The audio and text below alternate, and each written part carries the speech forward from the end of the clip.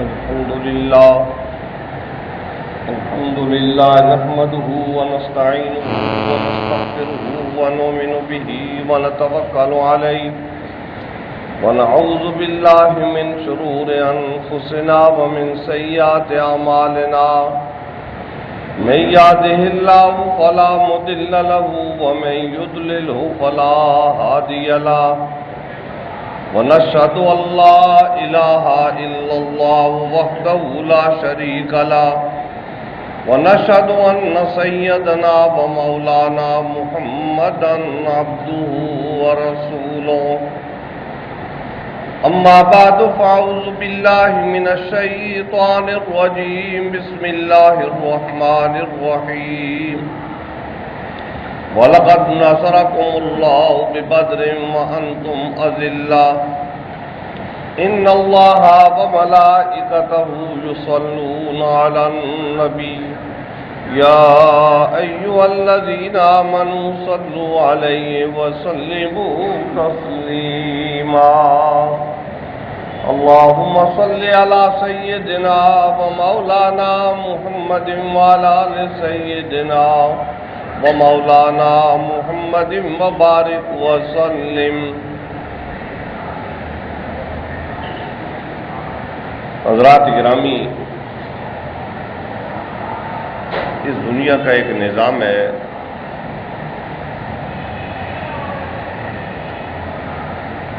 اس نظام کے تحت آدمی چلتا رہتا ہے، کامیابی پاتا ہے۔ دنیا کے نظام سے میرا مطلب یہ ہے کہ فطرت کا ایک نظام ہے کہ اس کے حساب سے آدمی چلتا رہتا ہے اور کامیابی پاتا ہے۔ چھوٹے گروہ بڑے بڑے گروہوں پر غالب آ جاتے ہیں، چھوٹے ملک بڑے بڑے ملک بن جاتے ہیں، اور بڑے بڑے ملک سکڑ کے چھوٹے ہو کے رہ جاتے ہیں۔ قوم میں ایک آدمی اٹھتا ہے اور وہ اپنی صلاحیتوں کو استعمال کر کے پوری دنیا پہ غلبہ پا لیتا ہے، لیکن ایک دن آتا ہے کہ اسی قوم سے ایک آدمی کھڑا ہوتا ہے، اپنی بے صلاحیتی کی وجہ سے وہ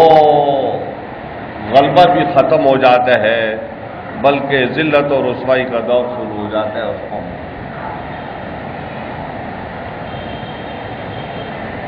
اللہ جل جلالہ نے قرآن حکیم فرقان حمید میں جو ہدایات مسلمانوں کو دی ہیں، اگر مسلمان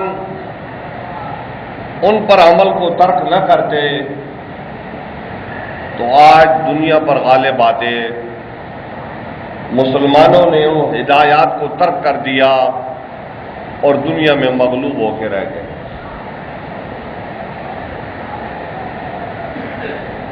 ایک بڑا ملک ہوتا ہے، اس کی ایک صلاحیت ہوتی ہے، اس میں مختلف زبانوں کے لوگ ہوتے ہیں، مختلف صلاحیتوں کے لوگ ہوتے ہیں، اور اس طریقے سے وہ ساری صلاحیتیں جمع ہو جاتی ہیں اور ملک طاقتور ہو جاتا ہے۔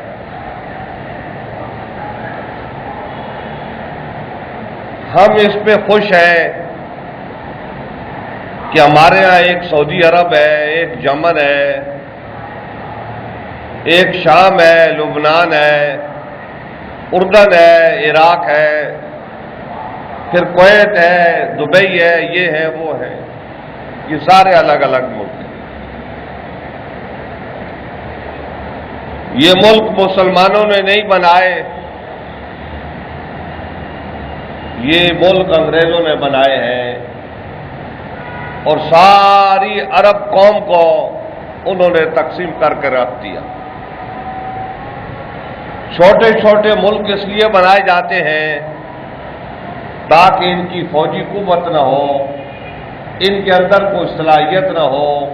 یہ اپنے وسائل کو استعمال کرنے کی بھی قوت نہ رکھتے ہو۔ اس حکمت عملی کے تحت انگریزوں نے، امریکہ نے، فرانس نے، سب نے مل کے تو یہ چھوٹے چھوٹے ملک بنائے، اور ان کے درمیان اسرائیل کو انہوں نے کھڑا کیا ہے، انہوں نے قائم کیا ہے۔ 4 بڑی طاقتوں نے مل کے اسرائیل کو قائم کیا، اور اس لیے قائم کیا کہ تاکہ ہمارے مفادات کا تحفظ ہوتا رہے اور مسلمان بھی کمزور رہے، کچھ نہ کر سکے۔ تو آج مسلمانوں کے اوپر برا وقت ہے، مسلمان سوچتے ہی نہیں ہیں، پتہ نہیں شراب کے نشے میں مست ہے یا تیل کے نشے میں مست ہے، کس چیز میں مست ہے، ایسے مست ہے کہ ان کو ہوش ہی نہیں آتے۔ یہ چھوٹے چھوٹے ملک جو بنے ہیں، ان کی تباہی ہو رہی ہے ایک عرصے سے۔ امریکہ نے عراق میں جو تباہی کی وہ آپ سب لوگ جانتے ہو، پھر اس نے لیبیا میں جو کچھ کیا وہ بھی آپ لوگوں کے سامنے ہے، اور اب شام میں جو کچھ ہو رہا ہے وہ بھی آپ کے سامنے ہے۔ ہمارا میڈیا ان خبروں کو بڑھا چڑھا کے نہیں دیتا، اور ان کے اندر جو حقائق ہوتے ہیں ان کو مخفی رکھتا ہے، اس لیے کہ ہمارا میڈیا چور ہے، امریکہ کا غلام ہے، اس کے ڈالر کھاتا ہے، اس کے کہنے کے مطابق خبریں چھپاتا بھی ہے اور خبریں زہر بھی کرتا ہے۔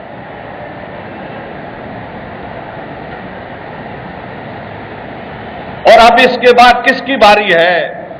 وہ میں بھی سمجھتا ہوں، آپ بھی سمجھتے ہو، لیکن ہم سب گائے باندھ کے بیٹھے ہوئے ہیں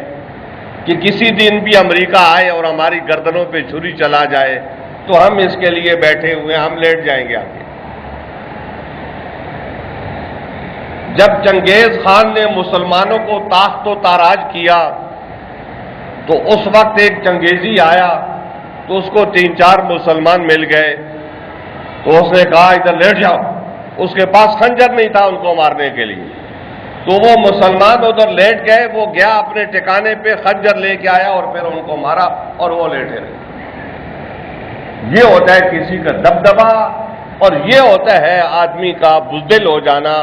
اور اگلے کے سامنے ہتھیار ڈال دے۔ حضور اکرم صلی اللہ علیہ وبارک وسلم نے مسلمانوں کو ایک قوم بنایا، ایک ملت بنایا، ان کے اندر طاقت کی روح پھونکی اور ان کو بلندیوں اور عظمتوں پر لے گئے، اور جاتے ہوئے یہ فارمولہ بھی بتا گئے کہ اگر تم میرے راستے پر قائم رہے تو تم ہمیشہ بلند و بالا رہو گے۔ لیکن جیسا کہ میں نے آپ سے عرض کیا ہے کہ مسلمان حضور اکرم صلی اللہ علیہ وبارک وسلم کی ہدایات کو نظر انداز کر گئے اور آج غلامی کی زندگی گزار رہے ہیں، اور پتہ نہیں یہ ہماری غلامی کتنی لمبی ہوگی۔ ہم بھی غلام ہیں، ہمارے حکمران بھی غلام ہیں، ہم پھر بات کر لیتے ہیں، ہمارے حکمران یہ بات بھی نہیں کر سکتے،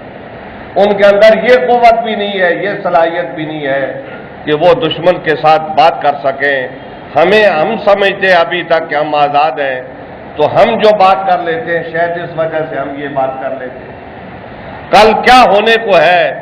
اور جو بھی ہونے کو ہے وہ برا ہی ہے، اچھا نہیں ہے۔ تو اس لیے مسلمانوں کو بہت سوچ سمجھ کے اپنے فیصلے کرنے چاہیے۔ مصیبت یہ ہے کہ ہمارے لوگ جو ہیں ہم سر پیٹ پیٹ کے تھک جاتے ہیں کہ ووٹ صحیح آدمی کو دو، ووٹ اچھے آدمی کو دو۔ اس وقت ہمیں یہ کہتے ہیں کہ یہ مولوی لوگ اندھے اور بہرے ہوتے ہیں، ان کو دنیا کا کیا پتا، ان کو تو مسجد کے علاوہ کسی کا پتہ ہی نہیں ہے۔ تو آپ کو سب کچھ پتہ ہوتا ہے، ووٹ دے کے آپ اپنے حکمران بناتے ہو اور پھر آپ ذلت اور رسوائی دیکھ رہے ہو، پھر چیختے ہو، پھر چلاتے ہو۔ حل اس کا پھر یہی ہے کہ آپ اچھے آدمی کو ووٹ دینے کے لیے تیار ہو جاؤ۔ جب تک آپ اچھے آدمی کو ووٹ دینے کے لیے تیار نہیں ہوں گے تب تک آپ کے ملک میں قانونی اور آئینی تبدیلی نہیں آ سکتی۔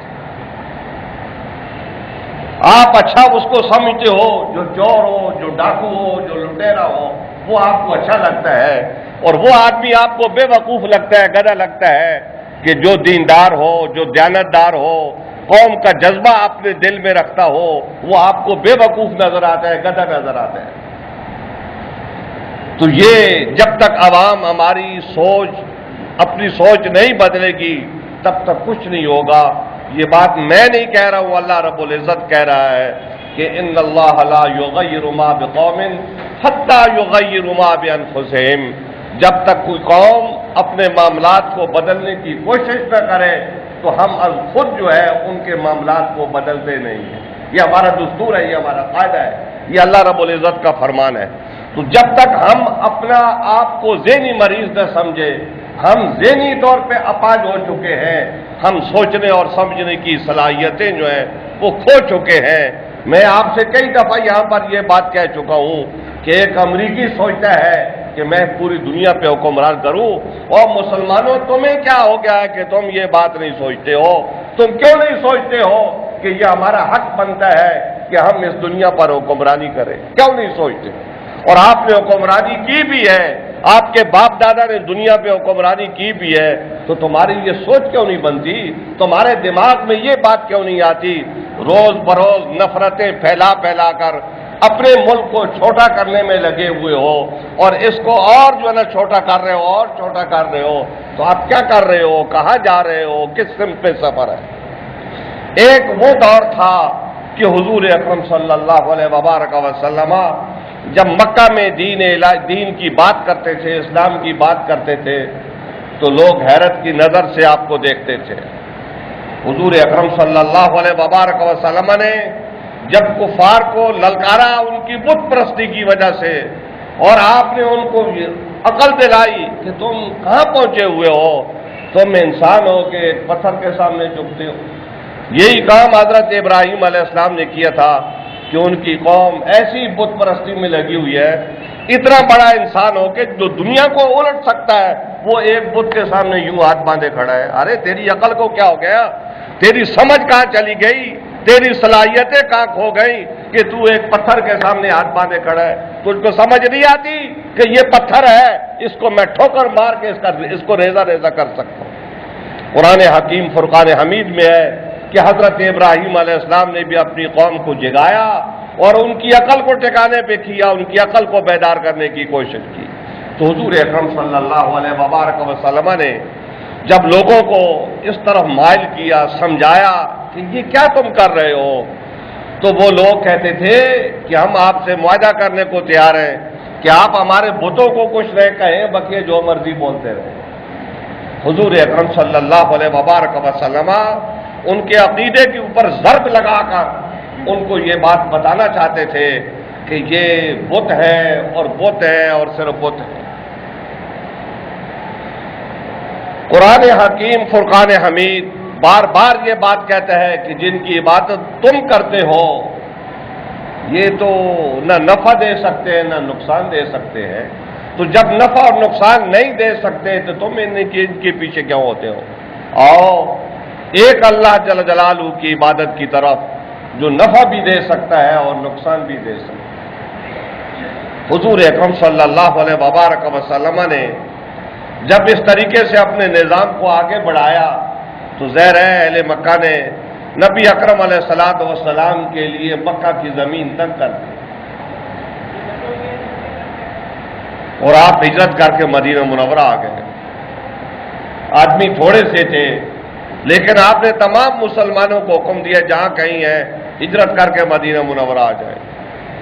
مسلمان مدینہ منورہ پہنچ گئے، ایک طاقت قائم ہو گئی، ایک قوت کھڑی ہو گئی. تھوڑے سے لوگ جمع تھے، اتنے زیادہ نہیں تھے، لیکن ایک طاقت کا پہلا مرحلہ تھا کہ قریش، عرب، اہل مکہ یہ بات سمجھتے تھے کہ ہم بڑی قوت ہے، بڑی طاقت ہے، اور قریش کو اس پر بہت زیادہ گھمنڈ تھا. حضور اکرم صلی اللہ علیہ وبارک وسلم کو اللہ نے فرمایا کہ اے نبی اس وقت تمہارے سامنے دو قوتیں ہیں، ایک وہ ساز و سامان والا قافلہ ہے اور دوسرا مکہ مکرمہ کے باشندے ہیں جو آپ سے لڑنے کے لیے آئے ہیں. ان دونوں میں سے جس کو آپ اختیار کرو گے ہم اسی پر آپ کو کامیابی دیں. قافلے کی طرف حضور اکرم صلی اللہ علیہ وبارک وسلم کو رجحان نہیں گیا. قافلے میں زیادہ مال ہوگا، لیکن یہ قریش جو آ رہے ہیں تو ان کے پاس اصل لوگ ہیں جو اسلام کے راہ میں رکاوٹ ہیں، وہ سارے کے سارے یہاں پر موجود ہیں۔ حضور اکرم صلی اللہ علیہ وبارک وسلم نے اس وقت آسان بات کو نہیں، مشکل بات کو اختیار کیا اور صحابہ اکرام کو بلایا اور ان سے کہا کہ اے اہل مدینہ، تم نے مجھ سے وعدہ کیا تھا کہ آپ مدینہ آ جائیں تو ہم آپ کی ہر طریقے سے حفاظت کریں گے، آپ کے دائیں بائیں آگے پیچھے کھڑے ہو کے ہم لڑائی کریں گے آپ کے لیے۔ حضور اکرم صلی اللہ علیہ وبارک وسلم نے فرمایا وہ وعدہ تمہیں یاد ہے؟ انہوں نے کہا جی یاد ہے، جو آپ فرمائیں گے ہم وہی کریں گے۔ حضور اکرم صلی اللہ علیہ وبارک وسلم کے پاس چھوٹا سا لشکر تھا، تو اس میں باہر کے لوگ مہاجرین بھی تھے اور اہل مدینہ یعنی انصار بھی تھے۔ حضور اکرم صلی اللہ علیہ وبارک وسلم نے جب مشکل طریقے کو اختیار کیا تو ظاہر ہے آپ نے اس کے لیے صحابہ اکرام کو تیار بھی کیا، اور وہ میدان جنگ کی ایک صورت قائم ہو گئی۔ مسلمان میدان جنگ میں کھڑے ہیں اور ہمارے نبی اکرم علیہ الصلوۃ والسلام اللہ کے دربار میں سجدہ رہے تھے کہ باری تعالیٰ یہ تھوڑے سے آدمی میں نے کھڑے کیے ہیں تیری توحید کے لیے، اس کی اشاعت کے لیے، تو اگر یہ آج شکست کھا گئے تو پھر اس زمین پر بت پرستی ہوگی، تیرا نام لینے والا کوئی نہیں۔ حضور اکرم صلی اللہ علیہ وبارک وسلم اللہ تعالیٰ سے مکالمہ کر رہے ہیں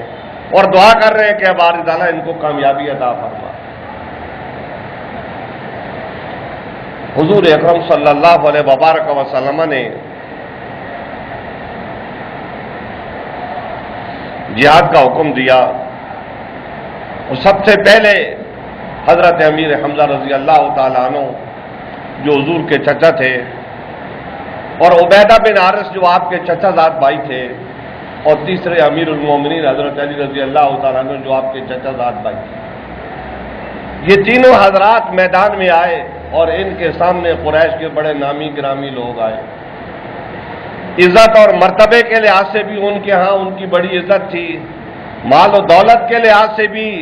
اور شجاعت و بہادری کے لحاظ سے بھی، لیکن حضور اکرم صلی اللہ علیہ وبارک وسلم نے کہ ان جانثاروں نے ایک ہی حلے میں ان کا کام کر دیا۔ حضور اکرم صلی اللہ علیہ وبارک وسلم کو ایک ایک پل کی خبر دی جا رہی تھی کہ حضرت امیر حمزہ اور حضرت علی اور عبیدہ بن حارث کے مقابلے میں آنے والے لوگ قتل ہو گئے۔ پھر جنگ کا نظام آگے بڑھا، پھر گمسان کی جنگ ہوئی، اور جب نتیجہ سامنے آیا تو پتہ چلا کہ 70 آدمی قتل ہو گئے اور 70 آدمی قریش کے گرفتار ہو گئے۔ قریش تقسیم تھے، ایک بھائی ادھر تھا اور ایک بھائی ادھر تھا، باپ ادھر تھا تو بیٹا ادھر تھا، یہ صورتحال۔ حضرت ابو بکر صدیق رضی اللہ تعالیٰ عنہ میدان میں نبی اکرم علیہ الصلوۃ والسلام کے ساتھ کھڑے ہیں، ان کا بیٹا کفار کے ساتھ کھڑا ہے۔ حضرت علی رضی اللہ تعالیٰ عنہ نبی اکرم علیہ الصلوۃ والسلام کے ساتھ کھڑے ہیں، لیکن ان کے دو بھائی جو ہیں وہ کفار کے ساتھ کھڑے ہیں۔ صورتحال ایسی تھی تو باہر گئے، بڑے زور کی جنگ ہوئی، نتیجہ یہ سامنے آیا۔ حضور اکرم صلی اللہ علیہ وبارک وسلم کے صحابہ اکرام نے بڑی جرأت اور بڑی پامردی کے ساتھ ان لوگوں کا مقابلہ کیا۔ جو بات تاریخ میں ہے کہ 70 آدمی قتل ہوئے، ان میں 36 حضرت علی رضی اللہ تعالیٰ عنہ نے قتل کیا۔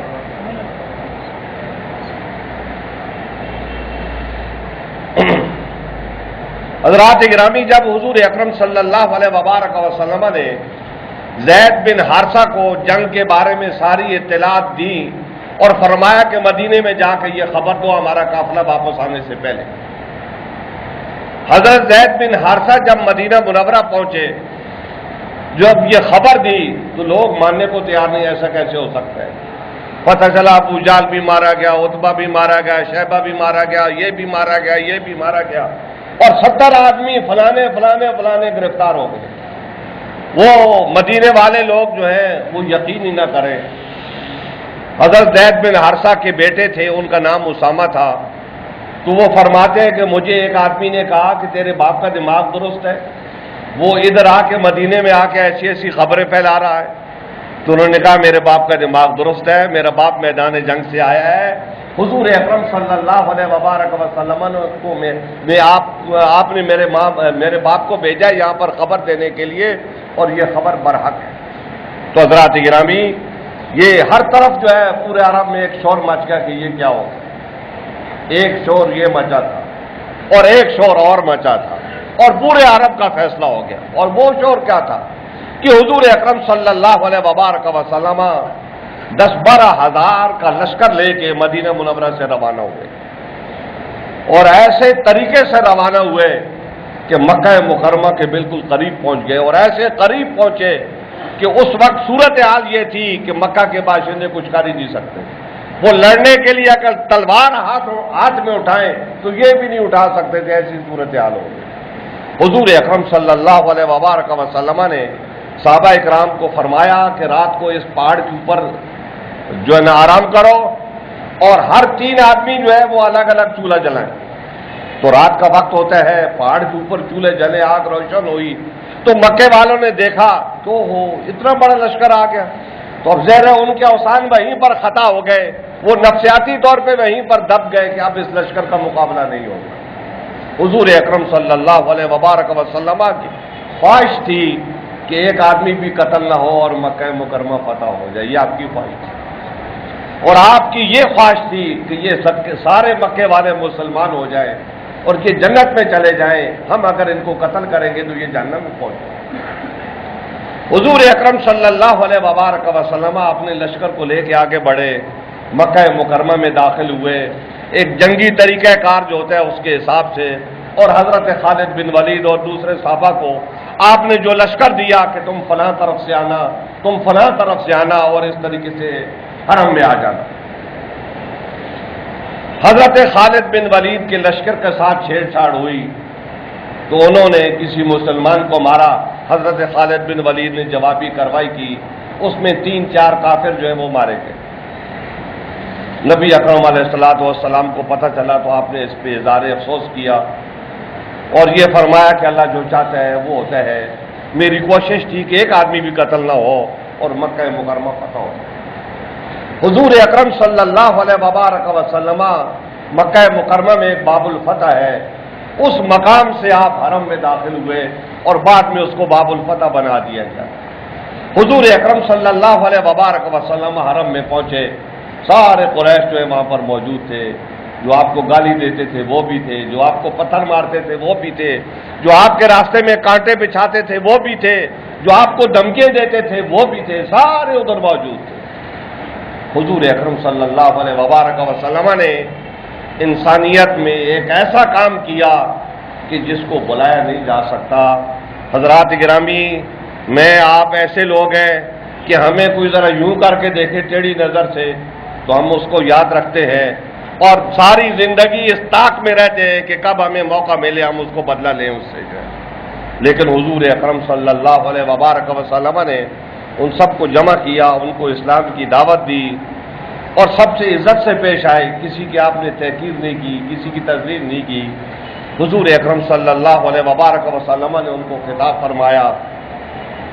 اور اسلام کے بارے میں وضاحت کی کہ اسلام تم سے کیا چاہتا ہے، اور پھر یہ بات بھی ان کو ارشاد فرمائی کہ حضرت یوسف علیہ السلام کے بھائیوں نے ان کے ساتھ بہت برا سلوک کیا تھا، سب بھائیوں نے مل کے ان کو کنویں میں ڈالا تھا اور پھر وہ کنویں سے وہاں سے نکالے گئے، انہوں نے ان کو بیچا، پھر آگے والوں نے بازار مصر میں جا کے ان کو فروخت کر دیا اور وہ ایک غلام بن گئے اور ایک آدمی کے پاس رہنے لگے، وہاں سے وہ 7 سال کے لیے جیل میں چلے گئے، 7 سال جیل میں گزارے۔ تو یہ ایک بہت برا کام تھا، بہت برے بھائی تھے جنہوں نے اپنے ایک بھائی کے لیے یہ کردار ادا کیا۔ حضور اکرم صلی اللہ علیہ وبارک وسلم نے فرمایا کہ حضرت یوسف علیہ السلام جب اقتدار میں آئے اور یہ سارے بھائی راشن لینے کے لیے، غلہ لینے کے لیے ان کے پاس پہنچے تو ان سارے بیٹھے ہوئے تھے، تو حضرت یوسف علیہ السلام نے ان سے یہ بات کہی، لا تثریب علیکم الیوم، تم نے میرے ساتھ بہت برا سلوک کیا لیکن میں آج تم سے کوئی بدلہ نہیں لیتا ہوں۔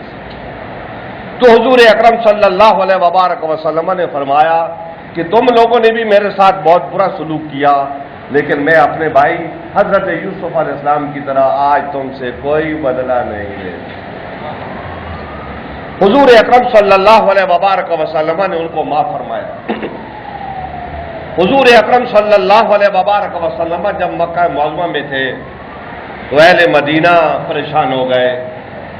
اور پریشانی میں نبی اکرم علیہ السلام سے انہوں نے گزارش کی، یا رسول اللہ مکہ فتح ہو گیا ہے، آپ کا قبیلہ اب زیر ہو گیا ہے، اسلام قبول کر چکا ہے، تو کیا اب آپ مدینہ کو چھوڑ دیں گے؟ نبی اکرم علیہ السلام نے فرمایا نہیں، یہ ہوتی ہے وفاداری، یہ ہوتی ہے وفاداری کہ حضور اکرم صلی اللہ علیہ وبارک وسلم فرماتے نہیں، مدینے کو نہیں چھوڑوں گا، میں اب تمہارے ساتھ ہی رہوں گا۔ تو حضور اکرم صلی اللہ علیہ وبارک وسلم سفر فرما کے پھر مدینہ منورہ آ گئے۔ ریاست کا دارالحکومت مدینہ منورہ تھا، مکہ مکرمہ میں آپ کا نائب جو ہوتا تھا وہ نظام کو چلاتا تھا، تو حضور اکرم صلی اللہ علیہ وبارک وسلم مدینہ میں بیٹھ کے سارے نظام کو کنٹرول کر رہے تھے۔ حضرات گرامی، میں آپ سے یہ بات کہنا چاہتا ہوں کہ ایک وقت وہ تھا کہ حضرت ابو بکر صدیق آپ کے ساتھ اکیلے تھے، ایک آج وہ وقت تھا کہ سارا عرب جو ہے وہ آپ کے ساتھ۔ حضور اکرم صلی اللہ علیہ وبارک وسلم نے کس دانشمندی اور کس حکمت عملی کے تک اسلام کو فروغ دیا۔ آج ہمیں اس بات کی ضرورت ہے کہ ہم ایک ندی اور نالے سے بحر بے قرار ہو سکتے ہیں، لیکن شرط یہ ہے کہ ہمارا قائد صحیح ہو، ہمیں قیادت اچھے آدمی کی ملے جس کا دماغ روشن ہو، یورپ کی روشنیوں سے نہیں، محمد عربی کی غلامی سے اس کا دماغ روشن ہو، اور وہ آج ہمیں بحر بے قرار بنا سکتا ہے کہ مسلمان ملک موجود ہے، ساری دنیا میں پھیلے ہوئے ہیں، اور ایک راستہ بنا ہوا ہے، یہ آپ دیکھیں یہاں سے چلتا ہے، یہ افغانستان ہے، یہ آگے ایران ہے، آگے عراق ہے، اور اسی طریقے سے آگے مکہ مکرمہ ہے۔ تو یہ پورا ایک لمبی پٹی ہے، تو سارے مسلمان اگر متحد ہو جائیں، اپنا ایک حکمران بنا لیں اور ایک پر اتفاق کر لیں، تو آج کی ہم ایک طاقت بن سکتے ہیں، ایک قوت بن سکتے ہیں، ہمارا کاروبار وسیع ہو سکتا ہے، ہمیں کسی کی حاجت نہیں ہو سکتی، لیکن شرط یہ ہے کہ ہم اپنے دماغ کو تازہ کر لیں اسلام کی تعلیمات سے، ہم اپنے آپ کو چاق و چوبند کر لیں اسلام کی غلامی میں، تو یہ سارے کام ہو سکتے ہیں۔ اے اللہ ہمارے حکمرانوں کو اس بات کی توفیق عطا فرما۔ وآخر دعوانا الحمدللہ رب العالمین۔